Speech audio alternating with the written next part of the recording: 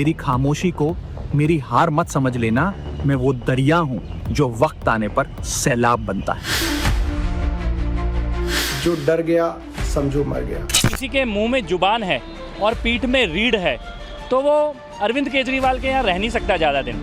कोई भी समझदार राजनेता आप पार्टी में अपना भविष्य नहीं देखता है। विपक्ष के इतने नेता डर गए और कूद के बीजेपी में चले गए, शायद अगला नंबर हो सकता है राघव जी का। मुझे ऐसा लगता है कि उनकी प्रतिभा से आप पार्टी कुछ परेशानी के हालात में था। ऐसा क्या हो गया, क्यों डर गए हैं, क्यों मोदी जी के खिलाफ बोलने से घबराते हैं वो? अरविंद केजरीवाल की जो हमने अब तक की प्रकृति देखी है, सामूहिक या संगठित गिरोह चलाना पसंद करते हैं।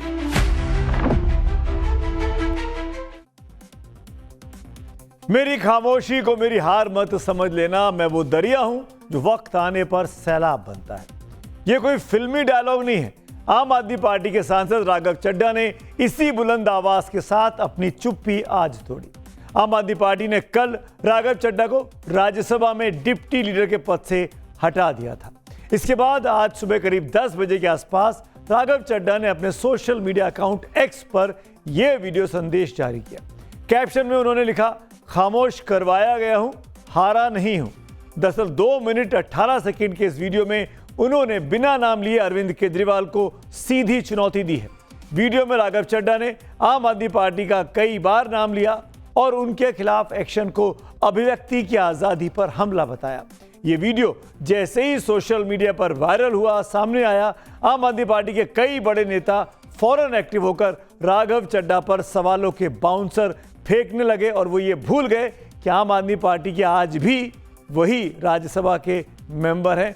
लेकिन कैसे अंदरूनी कला सामने आई है, देखिए जरा। मुझे जब जब पार्लियामेंट में बोलने का मौका मिलता है, मैं जनता के मुद्दे उठाता हूं और शायद ऐसे टॉपिक्स उठाता हूं जिसे आमतौर पर संसद में नहीं उठाया जाता। लेकिन क्या जनता के मुद्दे उठाना, पब्लिक इश्यूज पे बात करना कोई अपराध है? क्या मैंने कोई गुनाह कर दिया, कोई गलती कर दी? Have I done something wrong? ये सवाल आज मैं इसलिए पूछ रहा हूं क्योंकि आम आदमी पार्टी ने राज्यसभा सेक्रेटेरिएट को ये कहा है कि राघव चड्ढा के पार्लियामेंट में बोलने पर रोक लगा दी जाए। राघव भाई, अभी आपका वीडियो देखा, हम सब लोग अरविंद केजरीवाल जी के सिपाही हैं और हमने तो एक ही बात सीखी थी, जो डर गया समझो मर गया। हम सबको तो लोगों के मुद्दे उठाने थे, सरकार की आंख में आंख डाल के। पिछले कई अरसे से मैंने देखा आपने कोई भी मुद्दा सदन में नहीं उठाया जिसमें आपने प्रधानमंत्री या भारतीय जनता पार्टी की सरकार से प्रश्न किया हो। ऐसे डर की राजनीति कैसे चलेगी? मिस्टर सौरभ की बात में दम तो है। आम आदमी पार्टी के नेता हैं, सांसद हैं राघव चड्ढा। गैस की किल्लत है, लाइनें लगी हुई हैं। इतना आम आदमी के मुद्दे उठाते हैं लेकिन गैस पर एक लाइन नहीं बोले, इस किल्लत पर एक लाइन नहीं बोले, जो कि विपक्ष लगातार सरकार से पूछ रहा है। दरअसल आम आदमी पार्टी में इस तूफान की आहट कई दिनों से थी। सियासी गलियारों में खूब इसकी चर्चा भी हुई। लेकिन सवाल है कि केजरीवाल ने राघव चड्ढा को खामोश क्यों कर दिया? दोनों के बीच भरोसे की डोर आखिर टूट कैसे गई? क्योंकि राघव चड्ढा को कभी अरविंद केजरीवाल के सबसे करीबी और भरोसेमंद सिपाहियों में माना जाता था। राघव चड्ढा और अरविंद केजरीवाल के बीच सियासी अनबन की पूरी कहानी क्या है, ये आगे आपको बताएंगे। लेकिन पहले राज्यसभा सांसद संजय सिंह और पूर्व मुख्यमंत्री आतिशी ने कैसे राघव चड्ढा पर अपने साथी पर वार किया है, ये सुनिए। आज मैं राज्यसभा सांसद राघव चड्ढा जी से कुछ सवाल पूछना चाहती हूँ। राघव जी, आप बीजेपी से इतना डरते क्यों? आप बीजेपी से सवाल उठाने से डरते क्यों हैं? आप मोदी जी से सवाल उठाने से डरते क्यों हैं? आज हमारा देश एक बहुत बड़े संकट से गुजर रहा। आज हमारे देश के लोकतंत्र पर, आज हमारे देश के संविधान पर खतरा। आज हमारी आंखों के सामने इलेक्शन कमीशन का मिसयूज करके पश्चिम बंगाल का इलेक्शन चुराया जा रहा है, लेकिन आप उस पर सवाल नहीं उठा रहे। दिल्ली में हम लोगों ने देखा किस तरीके से चुनाव आयोग का दुरुपयोग हुआ। पंजाब का मुद्दा होता है, उस वक्त आप खामोश रहते हो, नहीं बोलते हो। मोदी के खिलाफ आवाज नहीं निकालते हो। तमाम वो मुद्दे जो जनहित के हैं, देश से जुड़े हुए हैं, पार्टी से जुड़े हुए हैं, पार्टी के कार्यकर्ताओं से जुड़े हुए हैं। गुजरात में पार्टी के कार्यकर्ताओं को पीटा जाता है, मारा जाता है, उस पर नहीं बोलते। तो इस वक्त आम आदमी पार्टी में राघव चड्ढा वर्सेस ऑल की जंग चल रही है। आम आदमी पार्टी का हर नेता राघव चड्ढा से एक ही सवाल पूछ रहा है, आपने समोसे चाय के मुद्दे तो उठाए, मोदी सरकार से कड़े सवाल क्यों नहीं पूछे?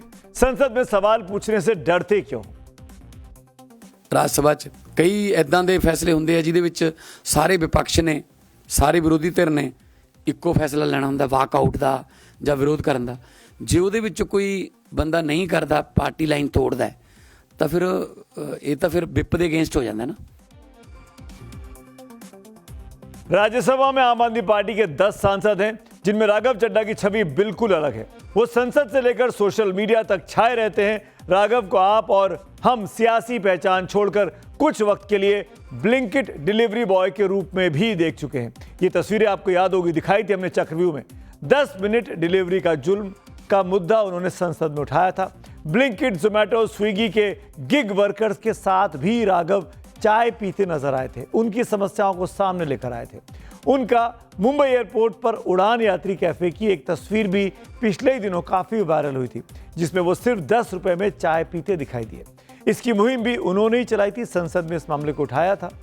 राघव चड्ढा ने राज्यसभा में गिग वर्कर्स की समस्या उठाई, एयरपोर्ट पर महंगे खाने का मामला उठाया, टोल प्लाजा पर लूट की बात को उठाई, मिनिमम अकाउंट बैलेंस ना रखने पर मोबाइल के बैंक चार्जिंग की बात उठाई, खाने में मिलावट का मुद्दा उठाया, 28 दिन के मोबाइल रिचार्ज प्लान का मुद्दा उठाया और मिडिल क्लास पर टैक्स का बोझ जैसे कई ऐसे मुद्दे उठाए जो सीधे आम आदमी से कनेक्ट करते हैं, जनता से कनेक्ट करते हैं।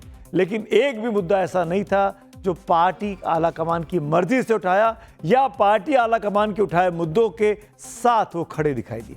राघव चड्ढा ने एक वीडियो में इन क्लिप्स को शेयर करते हुए पार्टी के उन नेताओं को जवाब दिया जो उन पर अब सवाल उठाते हैं।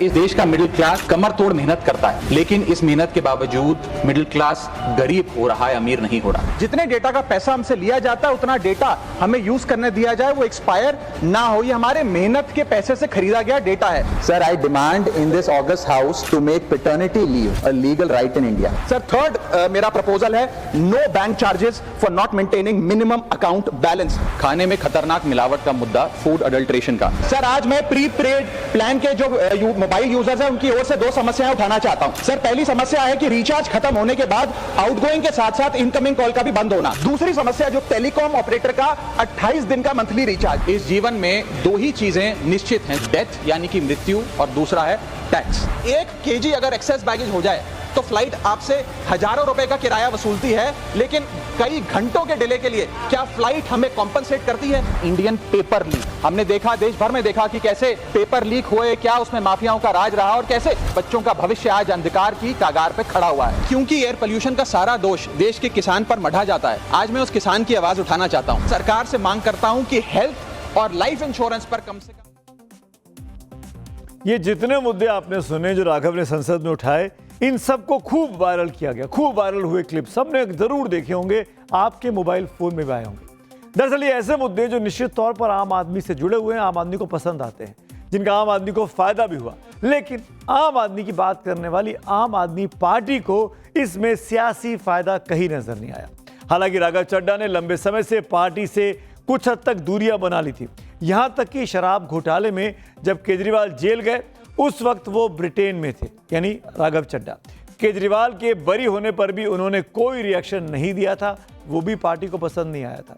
तो क्या राघव चड्ढा केजरीवाल की गिरफ्तारी के समय लंदन में आंखों की सर्जरी के लिए जो गए थे, वहां से कोई प्रतिक्रिया नहीं देना, क्या इससे दूरियां बढ़ी थी?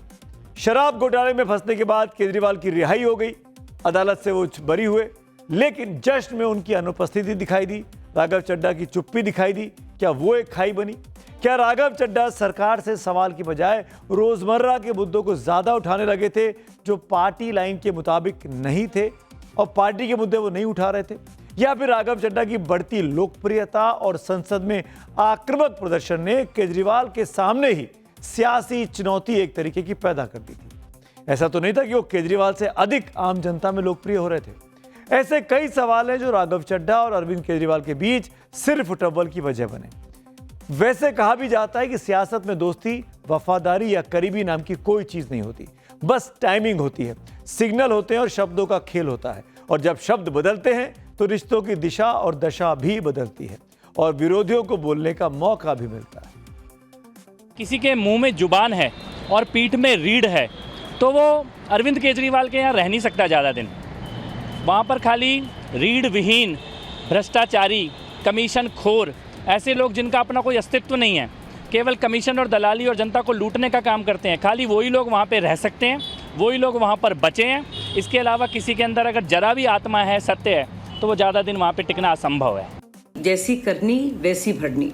तो आप खुद सोचिए, राघव चड्ढा ने अपने जो मेंटर्स थे, योगेंद्र यादव, प्रशांत भूषण के साथ ऐसा किया। वो पार्टी में लेकर आए थे, लेकिन राघव चड्ढा ने उनको डिच करके एक तरफ से उनको भूलकर केजरीवाल का साथ दिया, बल्कि उनके खिलाफ बातें भी की पार्टी के अंदर ताकि केजरीवाल जी खुश हों। तो whatever goes around comes around. Raghav Chadha ने कहा कि मैं वो दरिया हूं जो वक्त आने पर सैलाब बनता है। सियासत में यही होता है, आज का दरिया कल का सैलाब बन सकता है या फिर सूख भी सकता है। राघव चड्ढा का अगला कदम क्या होगा? क्या वो आप में रहकर ही लड़ेंगे या सियासत की कोई अलग राह चुनेंगे? क्योंकि पार्टी ने उनको डिप्टी लीडर के पद से हटाया है, पार्टी से निकाला नहीं है। हालांकि राघव चाहेंगे कि पार्टी उन पर कार्रवाई करे और पार्टी से निकाल दे, ऐसे में उनकी सदस्यता बनी रहेगी। राघव 2022 में आम आदमी पार्टी के पंजाब से राज्यसभा सांसद बने थे। उनका कार्यकाल 2028 तक का है, लेकिन अभी पंजाब से सांसद अशोक मित्तल ही हैं जिनको राज्यसभा में आम आदमी पार्टी की आवाज बुलंद करने की जिम्मेदारी सौंप दी गई है। आम आदमी पार्टी जो है हमारी एक बहुत ही डेमोक्रेटिकली चलने वाली पार्टी है, संस्था है, और हमारी पार्टी का ये यत्न रहता है कि पार्टी के हर नेता को, हर सांसद को, हर विधायक को अलग अलग जिम्मेदारियां दी जाएं ताकि वो उससे सीख भी सकें और जनता की आवाज़ हर तरीके से बुलंद कर सकें। दरअसल देश में एसआईआर का मामला भी बड़ा मामला है। दिल्ली के चुनाव हुए थे, उसमें एसआईआर का मुद्दा उठा। अरविंद केजरीवाल अपना चुनाव हार गए अपनी नई दिल्ली सीट पे। एसआईआर के मामले को लेकर, बिहार को लेकर विपक्ष ने बड़े सवाल खड़े किए। एसआईआर पर अब विपक्ष बंगाल में जो चुनाव हो रहे हैं उसको भी सवाल खड़े कर रहा है। इन तमाम मुद्दों को लेकर एसआईआर के मामले पर एक चीफ इलेक्शन कमिश्नर के खिलाफ, ज्ञानेश कुमार के खिलाफ एक पिटीशन साइन हुई महाभियोग लाने की। तमाम सांसदों ने उस पर हस्ताक्षर किए और राघव चड्ढा ने हस्ताक्षर नहीं किए, जबकि वो आम आदमी पार्टी के सांसद हैं। संजय सिंह के साइन है और तमाम लोगों के साइन हैं विपक्ष के। और यहीं से असली चीज समझ में आई सबको कि राघव चड्ढा तो क्या सरकार के साथ चले गए हैं, क्या सरकार के नुमाइंदों को बचाने की कोशिश कर रहे हैं। और इसी कदम के बाद ये दूरियां बढ़ गई और हालत ये हुई कि कल चिट्ठी लिखकर देनी पड़ी राज्यसभा सेक्रेटरीट को कि भाई ये हमारे डिप्टी लीडर नहीं है और आम आदमी पार्टी के कोटे वाला समय राघव चड्ढा को ना दिया जाए। अब आगे राघव के पाले में गए थे, उनको तय करना है कि वो कहाँ रहेंगे। असंबद्ध होकर जैसे स्वाति मालीवाल हैं वैसे ही सदन में बने रहेंगे या इस्तीफा देंगे और बीजेपी या किसी और पार्टी की राह चुनेंगे। ये अब राघव को तय करना है।